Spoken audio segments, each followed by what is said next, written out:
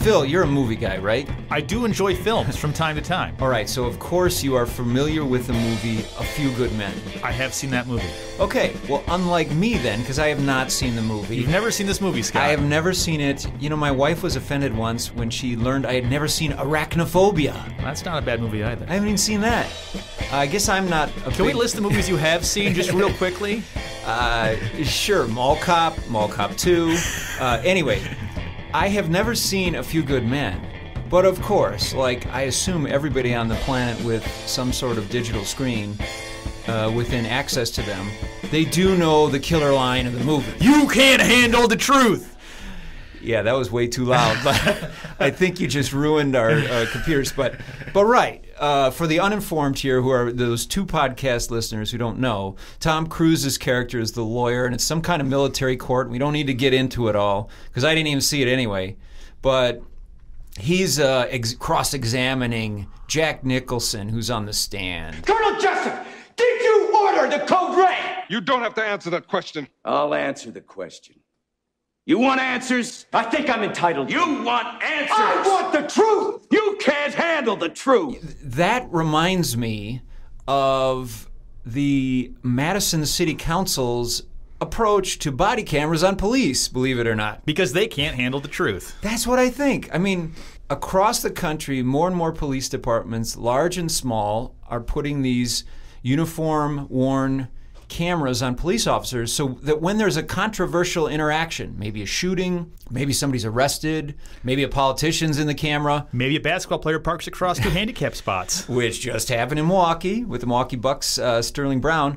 Then, at least then, we can see what happened. We don't have to argue, oh, the cops are right on one side and oh, the cops are wrong, and rely on these contradictory he said views. We can actually see for ourselves. But for some reason, Madison just keeps resisting. And we're going to talk about Madison Can't Handle the Truth on today's Center Stage with Milfred and Hands political podcast. The podcast from the sensible center of Wisconsin politics. I'm Scott Milfred, the editorial page editor with the Wisconsin State Journal. And I'm Phil Hands. I'm the political cartoonist at the Wisconsin State Journal. And we are half of the State Journal editorial board. The better looking half.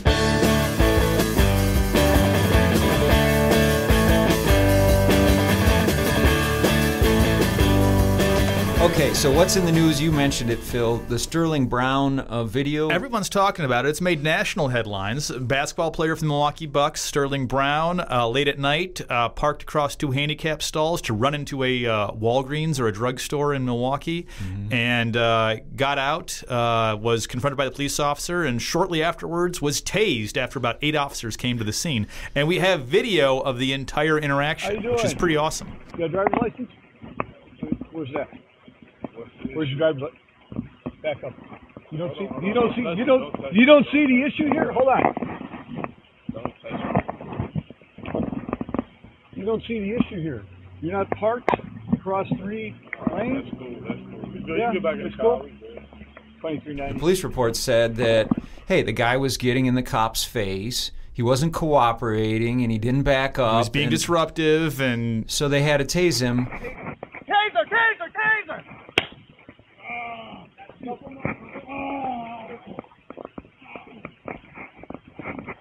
Well, after the police superiors looked at the video evidence, they decided not to press any charges. I think he got the parking ticket for parking in a handicap stall. Which you shouldn't do. Which you shouldn't do, and he may have a little, he had a little bit of attitude in the video. On the other hand, I didn't think it was all that much. No. Certainly didn't require multiple cops and cars, like squad 8 cars cops or something like that for a parking violation. And the guy was basically cooperative. Yes. He also didn't like the officer saying, "I own this. I own this right here." Black people don't like being the term ownership being thrown in front of them in situations like that. Some of the officers were suspended. Now you can argue whether the penalty of the officers was severe or not, and that argument is going on. But let's say, for example, let's just imagine, what if this had happened in Madison? We wouldn't have this great video that goes on for half an hour. We can see the officer approach Sterling Brown, get in his face, be a little bit rude and dismissive of Sterling Brown immediately. We'd have a report that said The perpetrator was combative, refused to follow directions, and resisted arrest and was tased. That's what the report started to say until the video proved otherwise. Yeah, and without that video evidence, people would probably assume, at least the system, quote unquote, would sort of side with the police officers. That's right, yeah. But for some reason, Madison likes to just argue over a situation rather than seeing it. So you tend to have in just about any community, but especially for some reason in Madison, there seems to be a very pro-cop group and a very anti-cop group. And then, of course, the Sensible Center, which is most of us. Most of us in the Sensible Center. But when this has happened in Madison, in cases, there was the Paul Heenan shooting on the east side where he was drunk and going home and wandered into the wrong apartment. Police confronted him, and there was a shooting, and he was killed. The police shot him. And the police officer was not punished for that incident. He was subsequently punished for some other incidents. But did Heenan reach for him in some threatening way, or didn't he? We don't know. We don't know. There's no video. Despite the fact that the police chief at the time, Noble Ray, said he wished there was video of that incident. Yeah, and there was also the Tony Robinson incident where he had been using some drugs. He had been behaving weird. I think he had assaulted He had punched a couple some guy people. in the street, ran into an apartment. His friends called the cops and said there was an incident, and then the cops came to see what was wrong. Came upstairs with their guns drawn because they thought there was a disturbance and somebody was being beaten upstairs. And cops say that Tony Robinson punched him, and the cops fired his gun at him and killed him. And there is some video from the squad car. Madison does have cameras on the squad cars. For some reason, they don't want to put them on the actual police officer. So we would have been able to see what happened, as opposed to sort of seeing peripherally once they finally come out, once the officer finally comes out the door of the apartment. You know, there was a great case where body cameras were used to a really, I think, a helpful example of it was that University of Wisconsin student who was arrested for tagging various school buildings With graffiti. And, you know, he was arrested kind of in class. And the professor at the time had said, well, the cops came and interrupted our classroom and dragged him out, and they were very disrespectful. And I think a lot of people sort of assumed that the kid had been very disrespectful and very rude. And the video actually showed that, no, the cops had not, you know, dragged him out in the middle of a discussion. It looked like it was kind of the beginning of class. Both the cops and the kids were very respectful and had a very pleasant, I thought, exchange. And I think that showed that both the people that are totally pro-cop and the people that don't like the cops were wrong about that incident. Yeah, and that incident was recorded by the UW-Madison police, which have had cameras on their uniforms for years now. And they were actually one of the first, I think, agencies that did that, at least in our area. But the city of Madison police still don't have them, other than on their SWAT teams. Yeah. It is bizarre because my gut tells me that if you've got a bunch of kind of cops that are bad actors on your force, you don't want body cameras on them. But that's not the case in Madison. The police department wants body cameras. It's the city council that's keeping them from having them. Yeah. Now, what happens a lot of the times is, and this has been true in, I think, just about every city that's used them and has been studied, is that complaints against police officers tend to go down. Yeah. In some communities, like there was a study under the Obama administration of this community in California. Use of force also dramatically dropped, though, when the officers used that. Now, some more recent studies, including of Washington, D.C. and Milwaukee, extensive studies of use of cameras there by police, they showed that the use of force didn't really go down, but complaints went down. And didn't interactions go down too?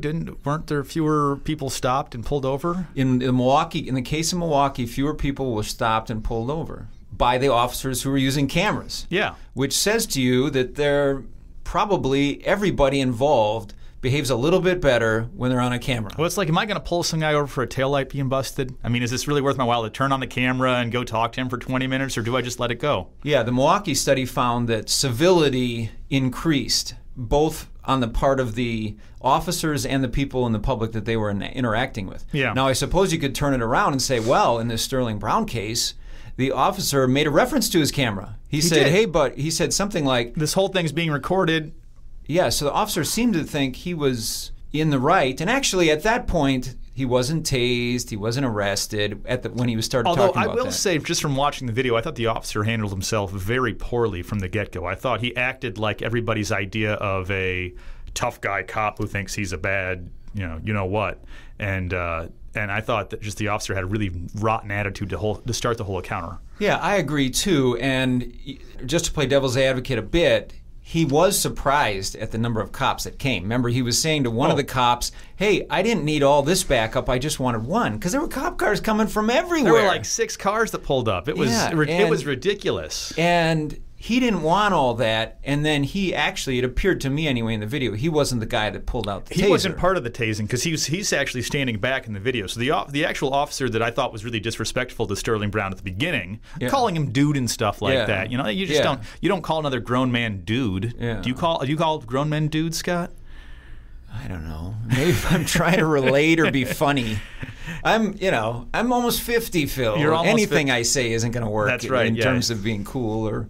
But the offending officer who really did start the interaction with Sterling Brown, he was not part of the takedown and tasing. He's actually farther back in the video. That's right. But at one point in the video, Sterling Brown, I think the subject comes up about why are we waiting here? What are all these police coming for? And the officer said, we're going to wait to write a ticket or whatever. He says something like that. And at that point, Sterling Brown, who, by the way, is a rookie this year for the Milwaukee Bucks, new acquisition, he says, you need more, you can't do that yourself in terms of writing a ticket. Yeah. I mean, he was saying, Sterling Brown's defense in the video is basically he's saying, well, hey, it's late at night and I just pull up to the Walgreens, I was quick in and quick out, and, I don't know that he totally took ownership in the video immediately for parking in 2 handicap stalls.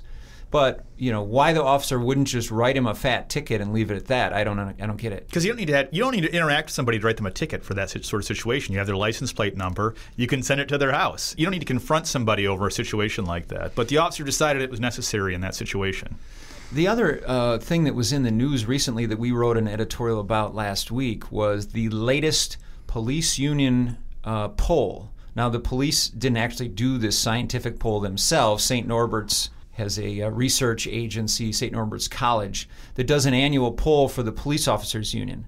And the Police Officers Union has been asking for about 4 years, do you support body cameras on police officers?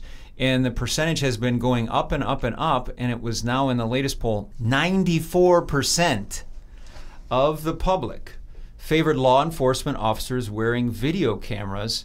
And unlike other questions that the police union had the pollsters ask 400 citizens across the state earlier this year, there was a lot of difference in terms of how were people who are black or Latino answering the question versus white people. Mm-hmm. You'd get different responses in terms of trust of police and things like that.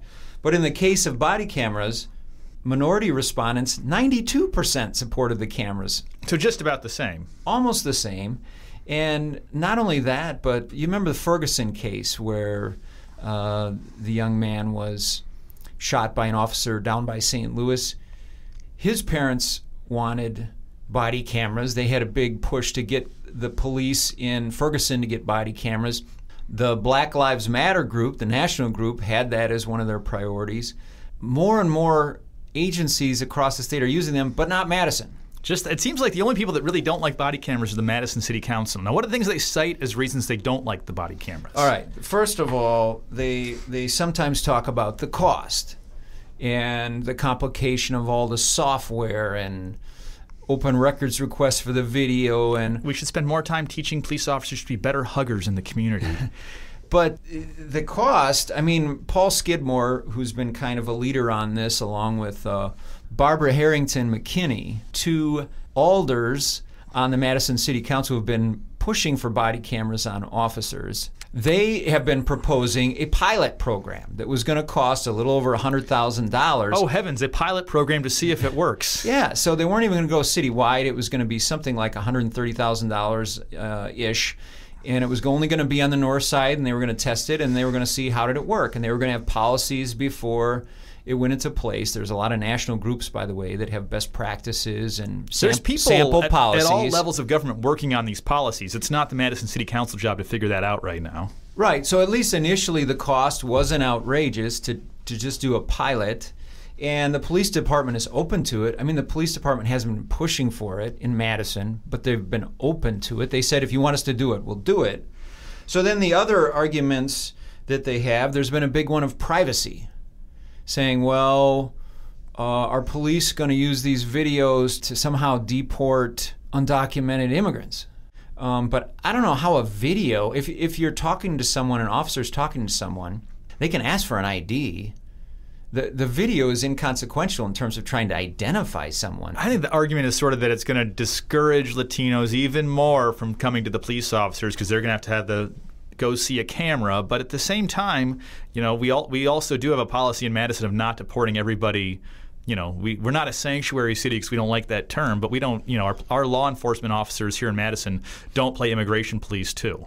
Yeah, and when we had some Latino leaders in for a meeting with our editorial board, they were not opposed to cameras on officers. Now, they weren't out leading the charge on it either, but they didn't think it was a big problem for the community. The other argument we've heard is, well, what if domestic abuse victims are on the camera and somehow that will come back to be used against them? But when we asked the domestic abuse group across Wisconsin that advocates for domestic abuse victims, voila, they said, unbeknownst to us, they had polled actual domestic abuse victims on this very question, and generally domestic abuse victims were supportive of having some of that evidence because they thought it could help lead to more charges and prosecutions. Absolutely. If there's actual evidence of physical harm, say a black eye or something like that in a video, while it might be momentarily embarrassing, it goes a long way towards proving that there was an incident that occurred.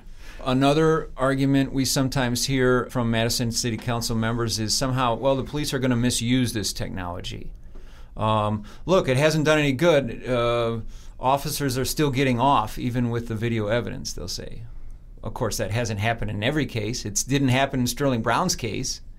But that has been raised, and I think they're worried the officers are going to play some games, like turn the camera off when they want to, you know, hit somebody or say something nasty, and then turn it back on when they're going to be nice and do their job and get evidence of somebody misbehaving. Yeah, but cameras don't malfunction at that high of a level, and so I think people are going to be suspicious every time a camera goes off nowadays. Yeah, it would be. People would be very suspicious if a camera went off. There also was the case at Easttown Mall, you remember, where there was a young woman who was arrested, kind of taken to the ground. By the police officers. By the police officers, and supposedly she had threatened somebody in the food court with, said she had a weapon or something like that, a knife or something like that. And there's a pretty shocking bystander video of that incident where somebody on their cell phone saw kind of the last part of the arrest where she's taken to the ground and wrestled down. Right, and that's the only part you see. Now the police said, and some city officials said, well, but you didn't see what came before that. You didn't see the interaction between the police and the person. But the reason we didn't see that is because the officers didn't have cameras on it. And then what I thought was really hypocritical was you had city officials who don't have cameras on their officers criticizing Easttown Mall for not having cameras in their food court. Yeah. And demanding that they have them. In fact, according to Police Chief Mike Koval at the time, he called the mall owners fairly derelict for not having cameras. But his officers don't have the cameras. And I think what's so sad about that incident, too, is that, you know, in the Sterling Brown case, we can see the interaction that leads up to the altercation. You know, we can see that Sterling Brown was not, you know, agitating the situation. He was not being super rude and dismissive. Certainly wasn't acting in a way that deserved to be taken to the ground. And you can see that's clearly a case of police brutality. In Janelle Laird's case, we cannot see that. We don't know what she did and what happened to have that incident that horrible incident videotaped where she's taken to the ground.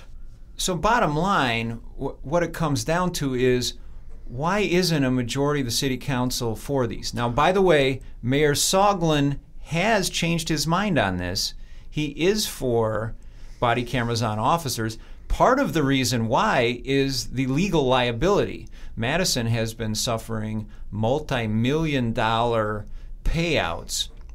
Granted, their insurance company pays a lot of it, but then the expectation is Madison's insurance rates are going to go up for its police department and its behavior.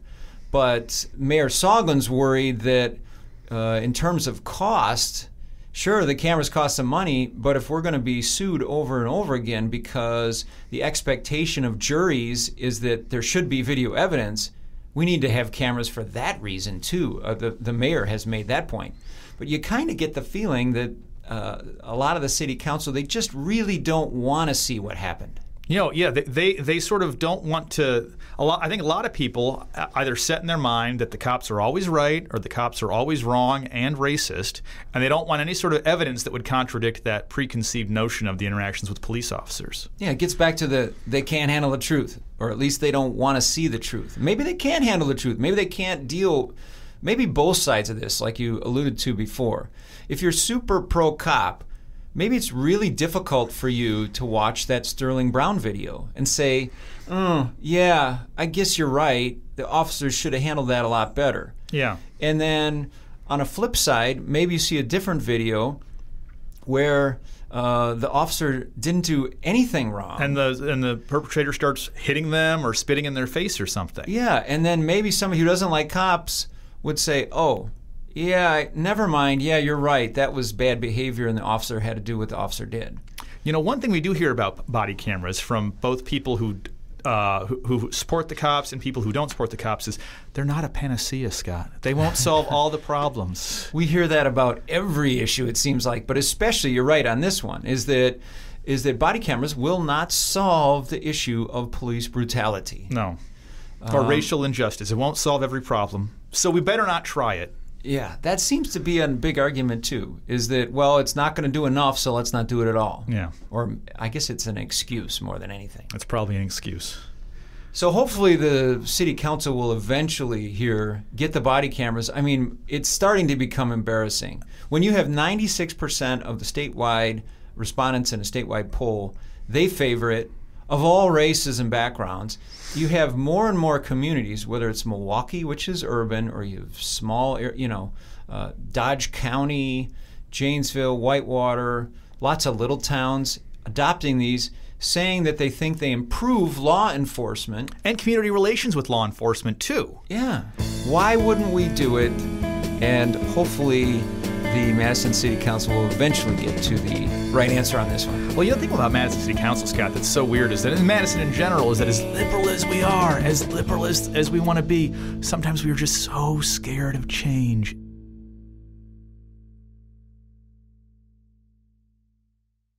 Find and follow our podcast, Center Stage with Milfred and Hands, on iTunes, Google Play, Stitcher, and SoundCloud.